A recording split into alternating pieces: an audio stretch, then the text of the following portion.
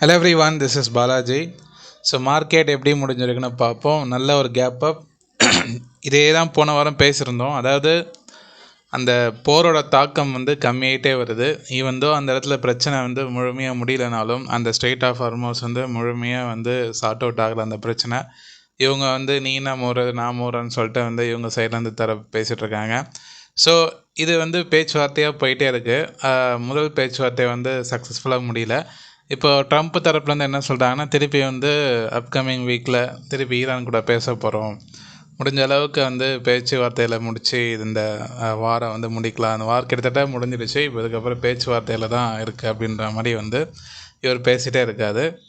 அதாவது what ever things, இப்போ என்ன தான் ப்ராப்ளமாக இருந்தாலும் உங்களுக்கு அந்த தாக்கம் வந்து ஸ்டாக் மார்க்கெட்டில் வந்து கம்மியாயிடும்ன்றது தான் என்னோடய வியூ. இதை நிறைய டைம் அப்சர்வ் பண்ணியிருக்கேன், அதனால் சொல்கிறது. ஸோ இதுக்கப்புறம் ஒரு huge gap down gap up. இப்போ இந்தியா விக்ஸ் வந்து 18 அந்த ரேஞ்சில் தான் இருக்குது. இன்னும் கொஞ்சம் கீழே இறங்கணும். ஒரு 17 16 வந்துடுச்சுன்னா கம்ப்ளீட்டாக மார்க்கெட் வந்து அப் ட்ரெண்ட் ஆகிடும். நல்லா ரிக்கவரி ஆகிடுச்சு. விழுந்ததில் 50-60% மேலே எல்லாமே ரிக்கவரி. யூஎஸ் மார்க்கெட் நான் ட்ரேட் பண்ணுறதுக்கு டைம் கொஞ்சம் ஃப்ளாட் நெகட்டிவில் தான் ட்ரேட் ஆகிட்டுருக்கு. ஸோ அவங்க மார்க்கெட்டும் விழுந்ததுலேருந்து கிட்டத்தட்ட வந்து ஒரு 65% மேலே ரிக்கவரி ஆகிடுச்சு. இப்போ குளோபல் இண்டீசஸ் பார்க்கும்போது ஒரு ஃப்ளாட்டாக தான் இருக்குது. எல்லாமே கிஃப்ட் நிஃப்டி எல்லாமே ஃப்ளாட் தான்.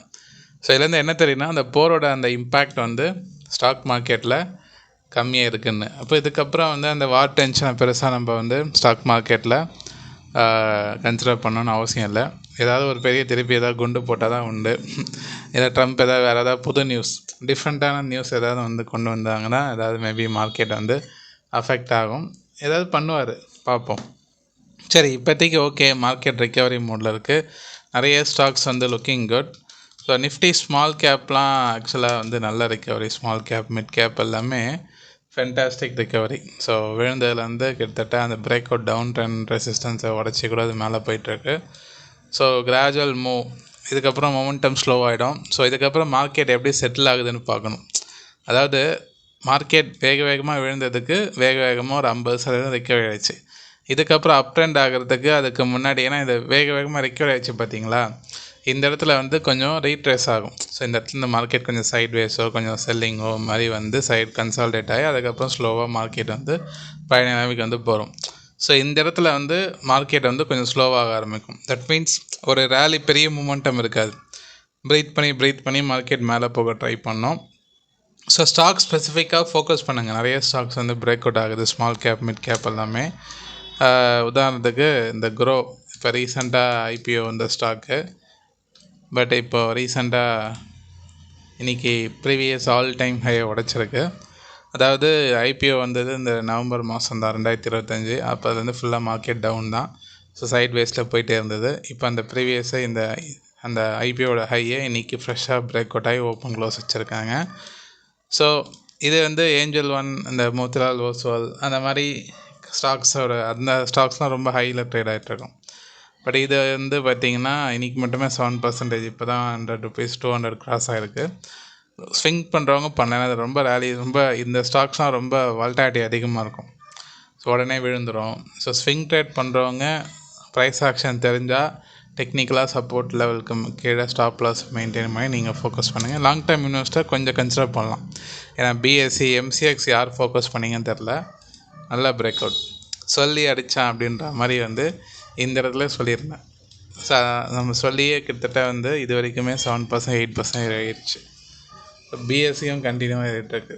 ஸோ கொஞ்சம் ரீட்ரேஸ் ஆகும்னு நினைக்கிறேன். ஏன்னா கண்டினியூவாக ஏறிட்டுருக்கு, கொஞ்சம் ரீட்ரேஸ் ஆகும். பிஎஸ்சி நான் கட் பண்ணிட்டேன், எம்சிஎக்ஸ் வந்து வச்சுருக்கேன். ஸோ நிஃப்டியை பொறுத்த வரைக்கும் பார்த்தீங்கன்னா கேப் அப் ஆகி மார்க்கெட், அதாவது அந்த இன்ட்ராடேயில் பெரிய மூவ் இல்லை. ஸோ அந்த கேப் அப் கெயினோட முடிஞ்சிடுச்சுன்னு சொல்லலாம். ஸோ இது இப்போ ஸ்மால் கேப் அளவுக்கு, மிட் கேப் அளவுக்கு நிஃப்டி ரிக்கவரி ஆகலை. ஏன்னா ஹெச்டிஎஃப்சி, ரிலையன்ஸ், ஹெவிவேட்ஸ் இன்னும் பெரிய லெவல் ரிக்கவரி இல்லைனால அப்படி இருக்குது. ஸோ மேபி 24,578 அப்படின்ற லெவலில் வந்து இதுதான் முக்கியமான ரெசிஸ்டன்ஸ் நிஃப்டிக்கு அப்கமிங் டேஸில்.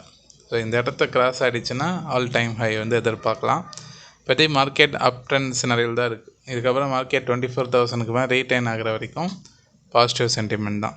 ஸ்விங் பண்ணுறவங்க நிறைய பேர் கேட்பாங்க, அப்போ 24,000 கீழே வந்துச்சுன்னா டவுன் ட்ரெண்ட் ஆனால் மார்க்கெட் ட்ரெண்டை பொறுத்த வரைக்கும் பார்த்தீங்கன்னா இப்படி போயிட்டே இருந்ததுன்னா ஒரு லெவல் வந்து இருக்கும்.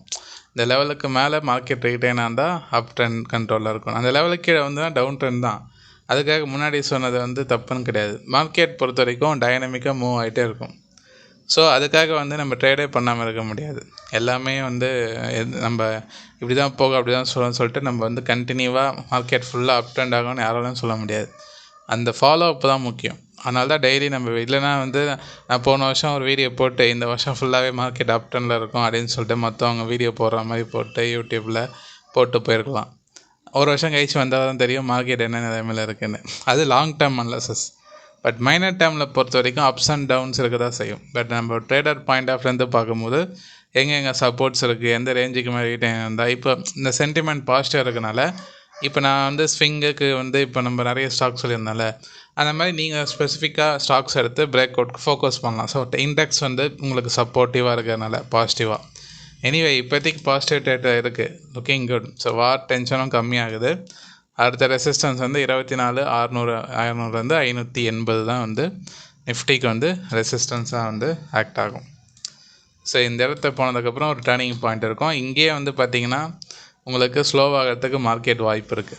ஆல்ரெடி ஸ்லோவாகிடுச்சு, பட் இன்னும் கூட ஸ்லோவாகும். கொஞ்சம் சின்னதாக செல்லிங் கூட வந்துட்டு கூட மேலே போகலாம்.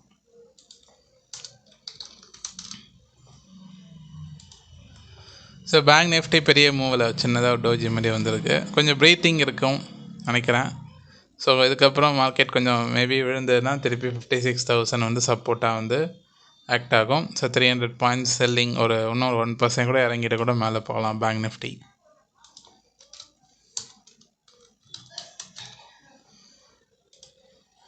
ஸோ ஹெச்டிஎஃப்சி வந்து இந்த ப்ரீவியஸாக உடைச்சதுன்னா பேங்க் நிஃப்டி ட்ரெண்ட் ஆகும்.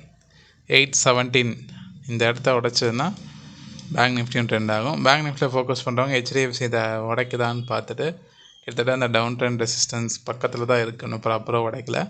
உடைச்சுன்னா ஒரு மொமெண்டம் கிடைக்கும். ரிலையன்ஸ் இண்டஸ்ட்ரீஸ் அந்த சப்போர்ட்லேருந்து ரிக்கவரி ஆக ட்ரை பண்ணுது. இன்வெர்டட்னு சொல்கிற மாதிரி இருக்குது. 4 ஹவர்ஸில் நெக் லைன் பக்கத்தில் இருக்குது.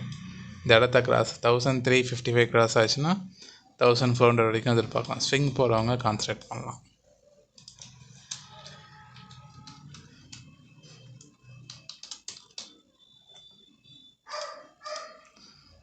ஸோ இந்தியா விக்ஸ் பார்த்தீங்கன்னா 18.7 இன்னும் வரணும், கீழே வந்தால் ஓரளவுக்கு மார்க்கெட் சென்டிமெண்ட் நல்லா இருக்குன்னு அர்த்தம். ஸோ வார் வந்ததுக்கப்புறம் இந்த போர் அப்படின்றது வந்து பெருசாக நம்ம பேச வேண்டாம், மற்ற ஃபேக்டர்ஸை கன்சிடர் பண்ணுவோம். நான் நேற்றே சொல்லியிருந்தேன், நான் ஃபீல் பண்ணுறேன் இதுக்கப்புறம் கொஞ்சம் அந்த சினரியோஸ்லாம் மாறுற மாதிரி இருக்குது அப்படின்னு. ஸோ அந்த மாதிரி தான் மார்க்கெட்டை ரியாக்ட் பண்ணுது. நீங்கள் நினைக்கிறீங்கன்னு கமெண்ட் பண்ணுங்கள். Market looking good. ஸ்டாக் ஸ்பெசிஃபிக்காக ஷார்ட் டேர்முக்கு மிட் கேப் ஸ்மால் கேப்லாம் ஸ்விங்குக்கு ஃபோக்கஸ் பண்ணுங்கள். Okay right. ஸோ பார்ப்போம். நிறைய பேர் பார்க்குறீங்க, லைக் பண்ணுங்கள். நிறைய பேர் இந்த வீடியோ ஷேர் பண்ணுங்கள். டிஎன்ஏ டெலகிராம் குரூப் இருக்குது, டிஸ்கிரிப்ஷன் லிங்க் இருக்குது, செக் பண்ணி ஜாயின் பண்ணிக்கிங்க. மிக்க நன்றி நண்பர்களே.